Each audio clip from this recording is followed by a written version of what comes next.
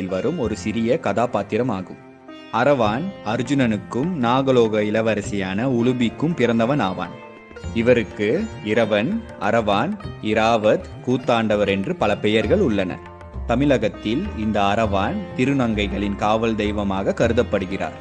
தமிழ் பெயரான அரவான் அரவம் என்ற சொல்லில் இருந்து உருவாகி இருக்கலாம் என நம்பப்படுகிறது. அரவம் என்றால் பாம்பு என்று பொருள்படுகிறது. அரவான் நாகலோக இளவரசியான உலுபியின் மகன் என்பதால் இந்த பெயர் வந்திருக்க கூடும். மேலும் அரவானின் தலையில் உள்ள கிரீடம் பாம்பு வடிவம் கொண்டிருக்கும். பொதுவாக அரவானின் சிலைகள் வெட்டப்பட்ட தலையின் உருவ சிலைகளாகவே கோயில்களில் இருக்கும்.